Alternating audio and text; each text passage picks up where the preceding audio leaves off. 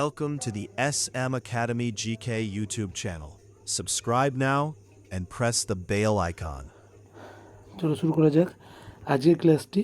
তার আগে কিছু গুরুত্বপূর্ণ কথা, যারা নতুন রয়েছে আমাদের চ্যানেলে সাবস্ক্রাইব করে নিও এবং বেল আইকনটি প্রেস করে আমাদের পাশে থাকবে।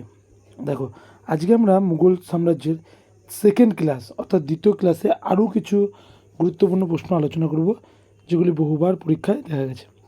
ওকে, চলো দেখো, প্রথম প্রশ্ন আজকে, ভারতে মোগল সাম্রাজ্যের প্রতিষ্ঠাতা কে ছিলেন? বাবর। ঠিক আছে, এটা আমরা সকলেই জানি। 1526 সালে পানিপথের প্রথম যুদ্ধে ইব্রাহিম লোদিকে হারিয়ে বাবর কিন্তু মোগল সাম্রাজ্যের প্রতিষ্ঠা করেছিল। ওকে, এখান থেকে আমরা তিনটে প্রশ্ন একসঙ্গে জানতে পারবো। প্রথম পানিপথের যুদ্ধ একটু আগে দেখলাম 1526। দেখো এখানে সেকেন্ড এবং থার্ড সেটাও দেওয়া আছে, আমি পাশে লিখে দিচ্ছি। দেখো 1556-তে, ওকে সরি 1556-তে সেকেন্ড পানিপথের যুদ্ধ হয় এবং থার্ড হয়েছিল 1761-তে। ওকে, দেখো 21 এপ্রিল 1526 বাবর প্রথম কামান এবং তুলঘামা যুদ্ধ কৌশল ব্যবহার করেন এবং দিল্লি সুলতানের পতন ঘটিয়েছিলেন। নেক্সট, বাবরের যে আত্মজীবনী সেটার নাম হলো বাবরনামা। অপশান সি সঠিক হয়ে যাবে। বাবরনামা বা তুজুকি বাবরি তুর্কি ভাষায় লেখা এবং আব্দুল রহিম খানে খানান ফার্সিতে অনুবাদ করেছিলেন এই গ্রন্থটি। খানোয়ার যুদ্ধ কাদের মধ্যে হয়েছিল? সঠিক উত্তর হয়ে যাবে বাবর ভার্সেস রানার সংগ্রামের সঙ্গে। দেখো 1527 খ্রিস্টাব্দে খানোয়ার যুদ্ধ হয়েছিল। মেবারে রানা সংগ্রাম সিংহকে হারিয়ে বাবর রাজপুত শক্তি দমন করেন। হুমায়ুনকে কে দুবার পরাজিত করেছিলেন? শের শাহ। ওকে, দেখো 1539-এর চৌসার যুদ্ধে এবং 1540 বিলোগ্রাম বা কনৌজের যুদ্ধে শের শাহ হুমায়ুনকে হারান এবং হুমায়ুন 15 বছর নির্বাসিত হয়। হুমায়ুন নামা লিখেছেন কে? গুলবদন বেগম।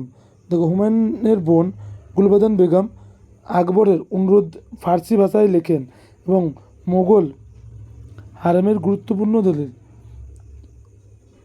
নেক্সট, দিল্লিতে দিন পানাহ নগর এটি প্রতিষ্ঠা করেছিলেন হুমায়ুন।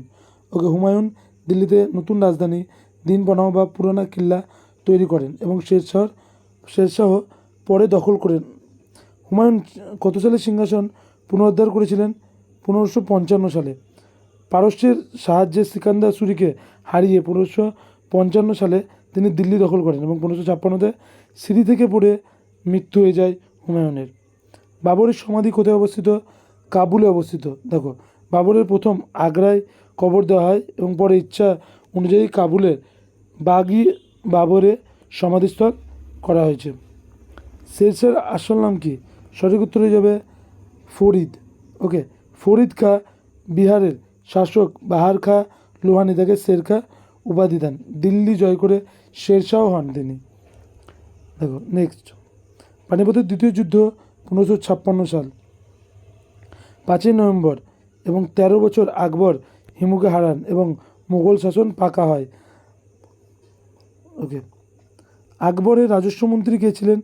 টোডারমল। ওকে, রাজস্বমন্ত্রী যাবতী এবং দহশলা বন্দোবস্ত চালু করেছিলেন টোডারমল। 10 বছর গড় উৎপাদনের ওপর খাজনা ধার্য করেছিলেন। আকবরনামা রচনা করেছেন কে?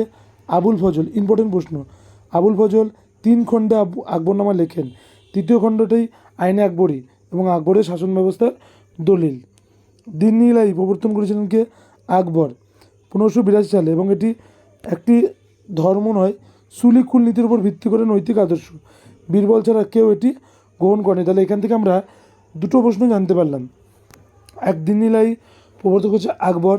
সেকেন্ড প্রশ্ন জানতে পারলাম 1582 এবং আরেকটা প্রশ্ন জানতে পারলাম, সেটা হলো প্রথম কে গ্রহণ করেছিল? রাজা বীরবল। ওকে, দেখো নেক্সট, হলদিঘাটের যুদ্ধ হয় 1576 সালে।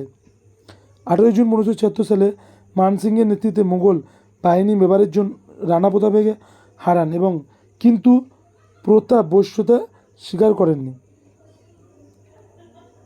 আকবরের নবরত্নের মধ্যে কে ছিলেন? তুলসীদাস ছিলেন। নবরত্নের মধ্যে তুলসীদাস আকবরের সবাই ছিলেন। দেখো, তুলসীদাস রামচরিত মানুষ লেখেন কিন্তু আকবরের সভাসদ ছিলেন না। নবরত্ন বীরবল, তানসেন, টোডারমল, মানসিংহ, আবুল ফজল, ফৈজ, আব্দুর রহিম প্রভৃতি, মোল্লা, দোবেয়াজি এবং হাকিম হাসান। এইখানে এই নবরত্নের নামও কিন্তু দেওয়া রয়েছে। নেক্সট, ফতেবের সিক্রি কে তৈরি করেছিলেন? আকবর। অপশন সি সঠিক হয়ে যাবে। 1571 সালে সুফি সন্ত শেখ সেলিম চিশতির সম্মানে বুলন্দরবাজার গুজরাট জয়ের স্মারক এবং জলের অভাবে পরে ত্যাগ করেন। জিজিয়া কর রদ করেছিলেন কে? আকবর। ওকে, দেখো 1564 সালে অমুসলমানদের উপর জিজিয়া কর রদ করেন এবং 1579 সালে তীর্থকর রদ করেন এবং ঔরঙ্গজেব 1679 সালে ফের চালু করেছিলেন এই জিজিয়া কর। মনসুবদারি প্রথা চালু করেছেন কে?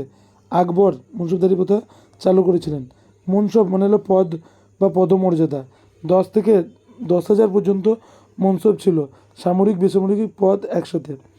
আকবরের সমাধি সিকান্দ্রায়। ওকে, আগ্রার কাছে সিকান্দ্রায় আকবর নিজের নির্মাণ শুরু করেন এবং জাহাঙ্গীর শেষ করেন। জাহাঙ্গীর থেকে ঔরঙ্গজেব, দেখো জাহাঙ্গীরের আসল নাম হলো সেলিম। শেখ সেলিম চিশতির নাম সিংহাসনে বসে জাহাঙ্গীর উপাধি নেন এবং জগৎ বিজয়ী অর্থাৎ হলো জগৎ বিজয়ী। নূরজাহানের আসল নাম কি? মেহেরুন্নিসা। অপশন সি সঠিক হয়ে যাবে। শেখ আফগানের বিধবা মেহেরুন্নিসাকে 1611 সালে বিয়ে করে নূরমহল পরে নূরজাহান উপাধি দেন। তাজমহলকে নির্মাণ করেছেন শাহজাহান।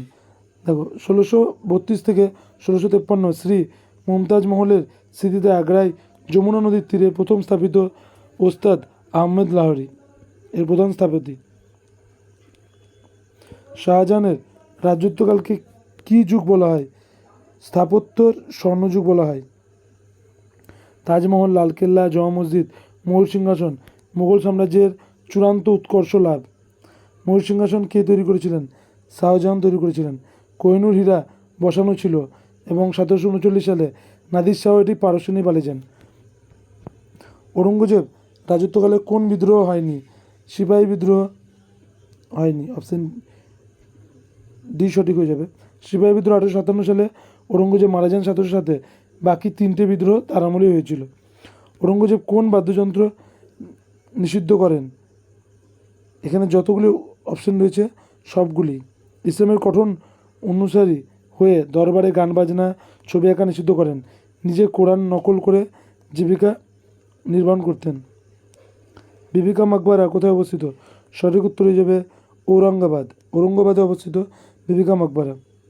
ঔরঙ্গজেবের পুত্র আজম শাহ রাবিয়া এবং উদ দুরানির স্মৃতিতে এটি তৈরি করেছিলেন।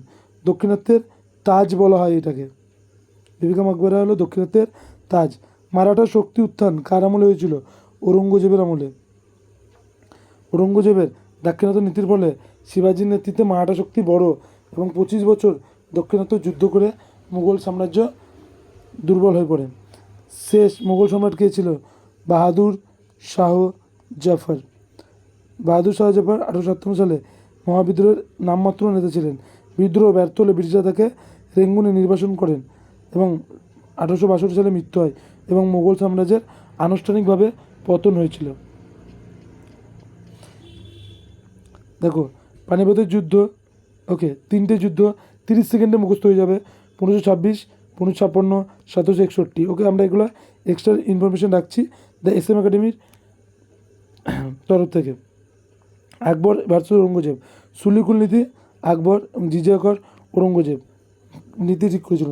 তাজমহলের ফ্যাক্ট 22 বছর লেগেছিল এবং 20,000 শ্রমিক ছিল, 32 মিলিয়ন টাকা খরচ হয়েছিল। ওকে, চলো আজকের এই সেকশনটি এখানেই শেষ করছি।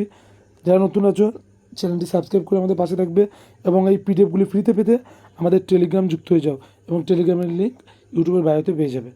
সকলে ভালো থাকবে। Thank you.